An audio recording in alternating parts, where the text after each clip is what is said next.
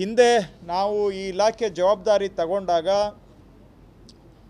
ಈ ತಹಶೀಲ್ದಾರರು ಕೋರ್ಟ್ ಕೇಸುಗಳು ಸುಮಾರು ವರ್ಷಗಳಿಂದ ವಿಲೆ ಆಗದೆ ಹಿಂದಿನ ಸರ್ಕಾರದ ಅವಧಿಯಲ್ಲಿ ಭಾಳ ದೊಡ್ಡ ಪ್ರಮಾಣದಲ್ಲಿ ಕೇಸುಗಳನ್ನು ಬಾಕಿ ಇಟ್ಟು ಹೋಗಿದ್ದರು. ಅವಧಿ ಮೀರಿದಂತಹ ಪ್ರಕರಣಗಳೇ 10,774 ಬಾಕಿ ಇದ್ದವು ನಾನು ಈ ಇಲಾಖೆಯ ಜವಾಬ್ದಾರಿ ತಗೊಂಡಾಗ ತಹಶೀಲ್ದಾರ್ ಕೋರ್ಟಲ್ಲಿ. 10,774 ಒಟ್ಟು ಕೇಸಲ್ಲ, ಅವಧಿ ಮೀರಿದಂತಹ ತಹಶೀಲ್ದಾರ್ ಕೋರ್ಟ್ ಕೇಸುಗಳು 10,774 ಇತ್ತು. ಇದನ್ನು ನಮ್ಮ ಸರ್ಕಾರ ಆಂದೋಲನದ ಮಾದರಿಯಲ್ಲಿ ವಿಲೆ ಮಾಡುವಂಥ ಅಭಿಯಾನ ಮಾಡಿ 10,774 ಇದ್ದಿದ್ದನ್ನು ಇವತ್ತು 457 ಕೇಸಿಗೆ ಇಳಿಸಿದ್ದೇವೆ. ನಾನು ತಗೊಂಡಾಗ 10,774 ಪೆಂಡಿಂಗ್ ಇತ್ತು. ಈಗ ಜೂನ್ ತಿಂಗಳಿಗೆ ಅದು 457 ಪೆಂಡಿಂಗ್ ಇದೆ ತಹಶೀಲ್ದಾರ್ ಕೋರ್ಟಲ್ಲಿ. AC ಕೋರ್ಟಲ್ಲಿ ತಮಗೆ ಹೇಳೋದಾದರೆ, ನಾನು ಇಲಾಖೆ ಜವಾಬ್ದಾರಿ ತೆಗೆದುಕೊಂಡಾಗ ಅವಧಿ ಮೀರಿದಂತಹ ಪ್ರಕರಣಗಳು 62,857 ಬಾಕಿ ಇತ್ತು. ಅವಧಿ ಮೀರಿದಂತಹ ಪ್ರಕರಣ. ಇವತ್ತು ಆ ಪ್ರಕರಣಗಳು 19,219ಕ್ಕೆ ಇಳಿಸಿದ್ದೇವೆ. ಅಂದರೆ 66% ಏನು ಅವರು ಪೆಂಡೆನ್ಸಿ ಬಿಟ್ಟು ಹೋಗಿದ್ರು ಅದನ್ನು ಡಿಸ್ಪೋಸ್ ಮಾಡಿದ್ದೇವೆ 2 ವರ್ಷದ ಅವಧಿಯಲ್ಲಿ. ಈ 62,000 ಪ್ರಕರಣದಲ್ಲಿ 32,757 ಪ್ರಕರಣಗಳು 5 ವರ್ಷಕ್ಕಿಂತ ಮೀರಿ ಪೆಂಡಿಂಗ್ ಇದ್ದಂತಹವು. 5 ವರ್ಷಕ್ಕಿಂತ ಮೀರಿ AC ಕೋರ್ಟಲ್ಲಿ ಪೆಂಡಿಂಗ್ ಇದ್ದವು.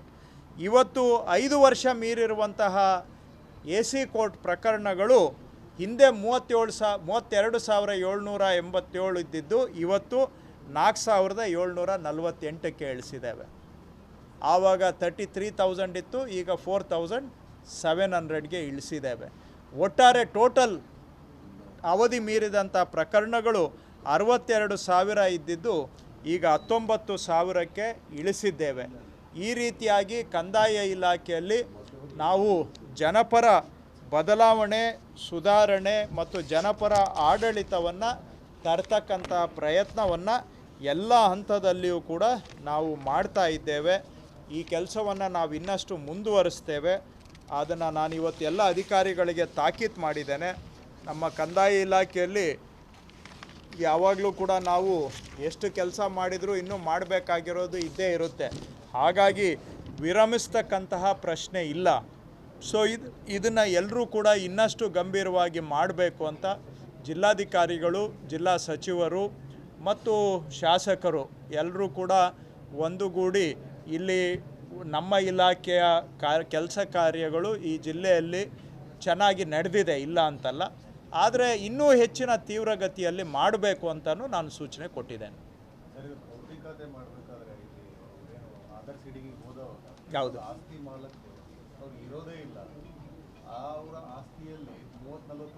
ಅವಾಗ ನಾವು ಹ್ಯಾಂಡಲ್ ಮಾಡೋಕ್ಕಾಗೋದಿಲ್ಲ, ಅದು ಸಿವಿಲ್ ಕೋರ್ಟ್ಗೆ ಹೋಗುತ್ತೆ. ಅವು ಮಾಲೀಕತ್ವದ ವ್ಯಾಜ್ಯ ಇದ್ದಲ್ಲಿ ಅವನ್ನ ನಾವು ರೆವಿನ್ಯೂ ಡಿಪಾರ್ಟ್ಮೆಂಟಿಗೆ ಅದು ಬರೋದಿಲ್ಲ. ಸಿವಿಲ್ ಕೋರ್ಟ್ ಮುಖಾಂತರ ಬಗೆಹರಿಸ್ಕೊಂಡು ಬರಬೇಕಾಗುತ್ತೆ. ಆ ಥರದ್ದು ನಾವು ಕೈ ಬಿಟ್ಬಿಡ್ತೇವೆ. ಆ ಥರದ್ದು ನಾವು ಕೈ ಬಿಡಲೇಬೇಕು. ಆ ಥರದ್ದೆಲ್ಲ ಮಾಡಲಿಕ್ಕಾಗಲ್ಲ.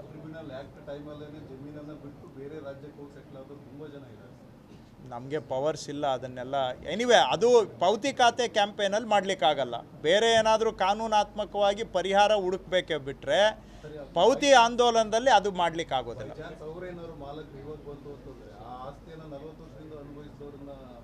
ಅದು ಅವರಿಬ್ಬರಿಗೂ ಡಿಸ್ಪ್ಯೂಟ್ ಆಗುತ್ತೆ. ಲೀಗಲ್ ಸಿವಿಲ್ ಕೋರ್ಟ್, ನಾವು ಸೆಟ್ಲ್ ಮಾಡಲಿಕ್ಕಾಗೋದಿಲ್ಲ. ಸೊ ಅವೆಲ್ಲ ಕಾನೂನು ಸ್ಪಷ್ಟ ಇದೆ. ಮಾಲೀಕತ್ವದ ವ್ಯಾಜ್ಯವನ್ನು ಪರಿಹರಿಸ್ತಕ್ಕಂಥದ್ದು ಕಂದಾಯ ಇಲಾಖೆಗೆ ನನಗೆ ತಿಳಿದ ಹಾಗೆ ನಮ್ಮ ವ್ಯಾಪ್ತಿಗೆ ಬರೋದಿಲ್ಲ. That is A purely A jurisdiction of civil court. ಮಾಲೀಕತ್ವದ ವ್ಯಾಜ್ಯ ಏನಿದ್ರು ಅಲ್ಲೇ ಸೆಟ್ಲ್ ಆಗಬೇಕು. ಹೌದು ಹೌದು ಹೌದು. ನಮಗೆ ಒಂದು ಅಂದಾಜಿನ ಪ್ರಕಾರ ರಾಜ್ಯದಲ್ಲಿ ಆಧಾರ್ನಲ್ಲಿ ಅವರು ಕೊಟ್ಟಿರುವಂಥ ವಯಸ್ಸು,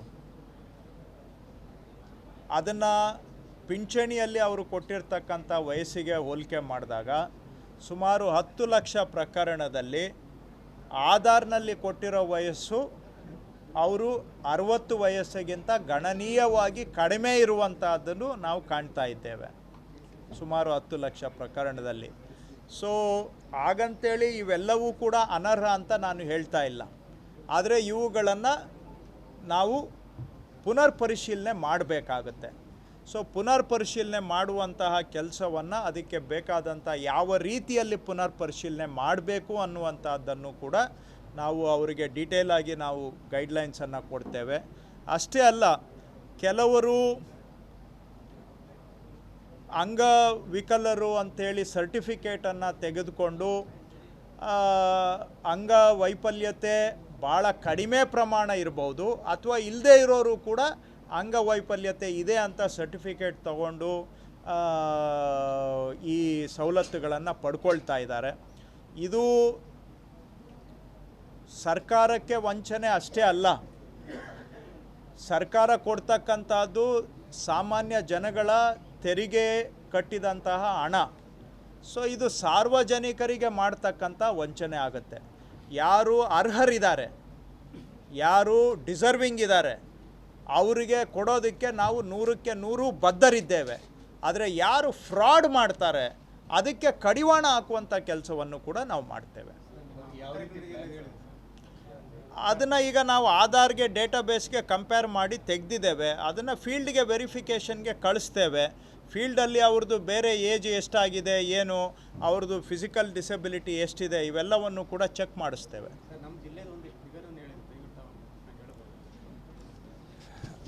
ನನಗೆ ಈಗ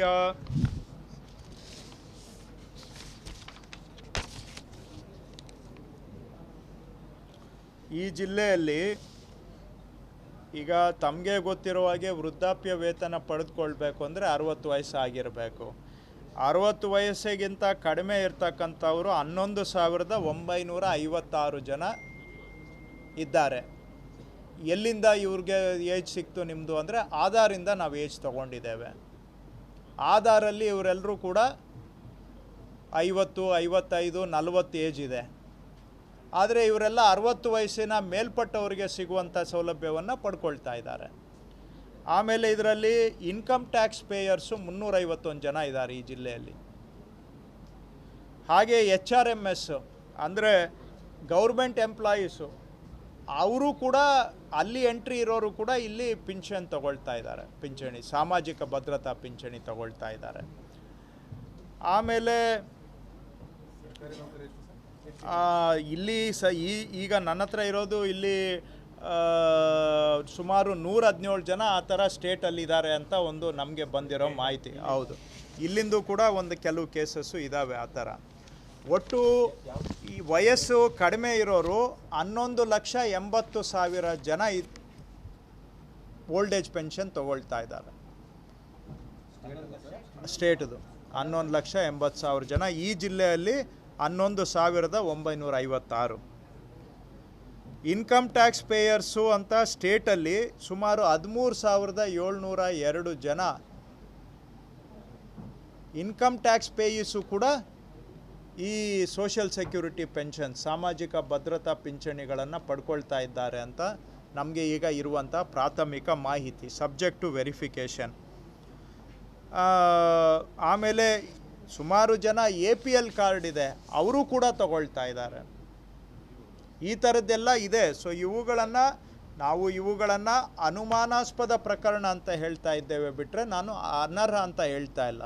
ಅನರ್ಹ ಯಾವಾಗ ಆಗುತ್ತೆ? ಫೀಲ್ಡಲ್ಲಿ ನಾವು ವೆರಿಫಿಕೇಷನ್ ಮಾಡಿ ಇದನ್ನೆಲ್ಲ ಚೆಕ್ ಮಾಡಿದ ನಂತರ ಅದನ್ನು ನಾವು ಅರ್ಹನೋ ಅನರ್ಹ ಅಂತ ಆಮೇಲೆ ತೀರ್ಮಾನ ಆಗುತ್ತೆ. ಆದರೆ ಸದ್ಯಕ್ಕೆ ಇವು ಅನುಮಾನಾಸ್ಪದ ಪ್ರಕರಣ. ಈಗ ಕೊಟ್ಟಿದ್ದಾರೆ. ಈಗ ನನಗೆ ಕೆಲವು ವಿಲೇಜ್ ಅಕೌಂಟೆಂಟೇ ಅವ್ರ ಮೊಬೈಲಲ್ಲಿ ಫೋಟೋ ತೋರಿಸಿದ್ರು. ಅವರು ವ್ಯಕ್ತಿಗಳು ದೈಹಿಕವಾಗಿ ಎಲ್ಲ ಯಾವುದೇ ಅವರಿಗೆ ದೈಹಿಕ ನ್ಯೂನ್ಯತೆ ಇಲ್ಲ, ಆದರೆ ಅವರಿಗೆಲ್ಲ 75% ಡಿಸೆಬಿಲಿಟಿ ಅಂತ ಕೆಲವರು ಸರ್ಟಿಫಿಕೇಟ್ ಕೊಟ್ಟಿದ್ದಾರೆ. ಅವರು ತಗೊಳ್ತಾ ಇದ್ದಾರೆ, ಅದಕ್ಕೆ 2,000, 2,500 ರೂಪಾಯಿ ತಗೊಳ್ತಾ ಇದ್ದಾರೆ. ಈ ರೀತಿಯಾಗಿ ಇದು ನನ್ನ ಪ್ರಕಾರ ಅವರು ಈ ಥರ ಇದು ಅನುಮಾನಾಸ್ಪದ. ಅವರು ನಿಜನೇ ಆಗಿದ್ದಲ್ಲಿ ಏನು ಈ ರೀತಿ ಮಾಡಿರುವಂಥದ್ದು ತಪ್ಪು ಮಾಡಿರುವಂಥದ್ದು ನಿಜನೇ ಆಗಿದ್ದಲ್ಲಿ ಇದು ಫ್ರಾಡ್ ಆಗುತ್ತೆ. ಯಾರೇ ಆಗಲಿ ಫ್ರಾಡ್ ಮಾಡುವಂಥದ್ದಕ್ಕೆ ನಾವು ಸಹನೆ ಮಾಡಲಿಕ್ಕೆ ಸಾಧ್ಯ ಇಲ್ಲ.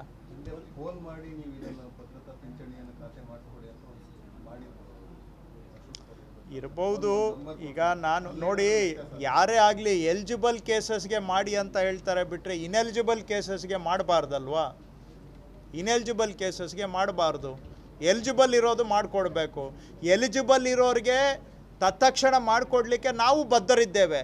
ಅದರಿಂದ ಹಿಂದೆ ಸರಿಯೋ ಪ್ರಶ್ನೆನೇ ಇಲ್ಲ. ಹಾಗಂತೇಳಿ ಬಡವರಿಗೆ, ನಿರ್ಗತಿಕರಿಗೆ, ವಯಸ್ಸಾದಂಥವರಿಗೆ ಸಿಗುವಂಥದ್ದನ್ನು ಬೇರೆಯವರು ತಗೊಂಡ್ರೆ ಅದು ವಂಚನೆ ಪ್ರಕರಣ ಆಗುತ್ತೆ. ಅದನ್ನು ಅದೇ ರೀತಿಯಲ್ಲಿ ಟ್ರೀಟ್ ಮಾಡಬೇಕು. ಹಾಂ, ಇರ್ಬೋದು. ನನಗೆ ಆ ಥರ ಡೇಟಾ ಅಂತ ಇಲ್ಲ. ಈ ಡೇಟಾ ಇದ್ದರೆ ನಾವು ಅವ್ರಿಗೆ ಕೊಟ್ಬಿಡ್ತೀವಿ ನಾವೇನೆ. ಸದ್ಯಕ್ಕೆ ಫಸ್ಟು ವೆರಿಫಿಕೇಷನ್ನು ನೋಡೋಣ. ಎಲ್ಲಾದರೂ ಕೆಲವು ಕಡೆ ವ್ಯವಸ್ಥಿತವಾಗಿ ಇದು ಈ ಥರ ತಪ್ಪು ಮಾಡಿದರೆ ಅಂಥ ಕಡೆ ಬೇಕಾದರೆ ಅಧಿಕಾರಿಗಳ ಮೇಲೆ ಆ್ಯಕ್ಷನ್ ಮಾಡೋದು ಆಮೇಲೆ ಬರುತ್ತೆ.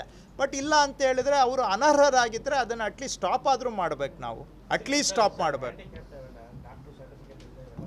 ಅವರು ಕೆಲವರು ತಪ್ಪು ಸರ್ಟಿಫಿಕೇಟ್ ಕೊಟ್ಟಿರೋದು ನಾನೇ ನೋಡಿದ್ದೇನೆ. ಯಾಕಂದರೆ ನನಗೆ ವಿಲೇಜ್ ಅಕೌಂಟೆಂಟು ತೋರಿಸಿದ್ರು, ನೋಡಿ ಸರ್ ಇವರು ಫಿಸಿಕಲಿ ಎಲ್ಲ ಫಿಟ್ ಇದ್ದಾರೆ ಅಂತ. ಆದರೆ ಯಾರೋ ಡಾಕ್ಟ್ರು ಕೊಟ್ಟಿದ್ದಾರೆ. ಅವರು ವಿಲೇಜ್ ಅಕೌಂಟೆಂಟ್ ಹೇಳಿದರು. ಅವರು ಡಾಕ್ಟ್ರು ಕೊಟ್ಟ ಮೇಲೆ, ಅವ್ರ ಸರ್ಟಿಫಿಕೇಟ್ ಕೊಟ್ಟ ಮೇಲೆ ನನ್ನ ಮೇಲೆ ಬಂದು ಗಲಾಟೆ ಮಾಡ್ತಾರೆ. ರೀ ಅವ್ರ ಸರ್ಟಿಫಿಕೇಟ್ ಕೊಟ್ಟ ಮೇಲೆ ನೀನು ಮಂಜೂರು ಮಾಡಲ್ಲ ಅಂತ ಹೇಳೋಕ್ಕೆ ನೀನು ಯಾರು ಮಾಡ್ಕೊಡಯ್ಯ ಅಂತ ಗಲಾಟೆ ಮಾಡ್ತಾರೆ. ಸರ್, ನನ್ನ ಮೇಲೆ ಒತ್ತಡ ಜಾಸ್ತಿ ಆಗಿದೆ.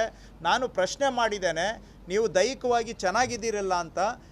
ಸರ್ಟಿಫಿಕೇಟ್ ಇದೆಯಲ್ಲ, ಸರ್ಟಿಫಿಕೇಟ್ ಮೇಲೆ ಕೊಡ್ರಿ ಅಂತ ನನ್ನ ಮೇಲೆ ಗಲಾಟೆ ಮಾಡ್ತಾರೆ ಸರ್ ಅಂತ ಅವರು ಬಂದು ನನಗೆ ಅಳಲು ತೋಡ್ಕೊಂಡ್ರು ಕೆಲವು ಅಧಿಕಾರಿಗಳು. ಈ ರೀತಿಯಾದಂತೆಲ್ಲ ವ್ಯವಸ್ಥೆಯನ್ನು ದುರುಪಯೋಗ ಮಾಡುವಂಥವ್ರು ಇದ್ದಾರೆ. ಅದರ ಬಗ್ಗೆ ಯಾವತ್ತೂ ಕೂಡ ಈಗ ಗುಡ್ಡ ಕುಸಿತಕ್ಕೆ ನಿಮ್ಮ ಜಿಲ್ಲೆಗೆ 100 ಕೋಟಿ ಕೊಟ್ಟಿದ್ದು ಉದಾಹರಣೆ ಇಲ್ಲ. ನಾವು ಹೇಳಿದ್ದೇವೆ, ನಾವು ಮಾತು ಪ್ರಕಾರ ನಾವು 100 ಕೋಟಿ ಕೊಡ್ತೇವೆ ನಿಮಗೆ. ಮಲೆನಾಡು, ಕರಾವಳಿ 6 ಜಿಲ್ಲೆಗೆ 500 ಕೋಟಿ ರೂಪಾಯಿಯನ್ನು ಗುಡ್ಡ ಕುಸಿತ ತಡೆ ಕಾಮಗಾರಿಗಳಿಗೆ ನಾವು ಖರ್ಚು ಮಾಡಲಿಕ್ಕೆ ಹೊರಟಿದ್ದೇವೆ. ಯಾವತ್ತು ಮಾಡಿದ್ರು ಇದು? ಸಾಲದಿಲ್ಲ ಅಂತ ನೀವು ಹೇಳ್ಬೋದು. ಅದನ್ನು ನೀವು ಹೇಳೋ ಮಾತನ್ನು ನಾನು ತಿರಸ್ಕಾರ ಮಾಡೋದಿಲ್ಲ. ಆದರೆ 500 ಕೋಟಿ ರೂಪಾಯಿ ಲ್ಯಾಂಡ್ಸ್ಲೈಡ್ ಪ್ರಿವೆನ್ಷನ್ಗೆ ಯಾರು ಇನ್ವೆಸ್ಟ್ ಮಾಡಿದ್ರು ಹೇಳಿ? ಅಟ್ಲೀಸ್ಟ್ ನಾವು ಅಷ್ಟಾದರೂ ಮಾಡ್ತಾ ಇದ್ದೇವೆ. ಕೋಸ್ಟಲ್ ಈಗ ಕಡಲು ಕೊರೆತಕ್ಕೆ 300 ಕೋಟಿ ರೂಪಾಯಿ ಇನ್ವೆಸ್ಟ್ ಮಾಡಲಿಕ್ಕೆ ಹೊರಟಿದ್ದೇವೆ. ಸೊ ಈ 6 ಜಿಲ್ಲೆಗೆ 800 ಕೋಟಿ ರೂಪಾಯಿ ಪ್ರಕೃತಿ ವಿಕೋಪ ಶಮನ ಕಾಮಗಾರಿಗಳಿಗೆ ನಾವು ಇನ್ವೆಸ್ಟ್ ಮಾಡ್ತಾ ಇದ್ದೇವೆ. ಈ ವರ್ಷದಲ್ಲಿ 800 ಕೋಟಿಗೆ ಅಪ್ರೂವಲ್ ಕೊಡ್ಲಿಕ್ಕೆ ಹೊರಟಿದ್ದೇವೆ. ಈ 800 ಕೋಟಿ ರೂಪಾಯಿ ಯಾವತ್ತು ಯಾರು ಬಂಡವಾಳ ಹಾಕಿದ್ರು ಅದಾದರೂ ಹೇಳಿ. ಸಾಲದು ಅಂತ ಹೇಳ್ತೀರಾ. ನಾನು ಆಯಿತು, ನಾನು ನಿಮ್ಮದು ಒಪ್ಪೋದು ಬಿಡೋದು ಎರಡನೇ ಮಾತು. ನಾನು ತಿರಸ್ಕಾರನೂ ಏನು ಮಾಡ್ತಾ ಇಲ್ಲ, ಮಾಡಬೇಕಿನ್ನು. ಅಟ್ಲೀಸ್ಟ್ 800 ಕೋಟಿ ರೂಪಾಯಿ ಆದರೂ ಈ 6 ಜಿಲ್ಲೆಗೆ ಬಂಡವಾಳ ಹಾಕ್ತಾ ಇದ್ದೀವಲ್ಲ, 6 ಜಿಲ್ಲೆಗೆ.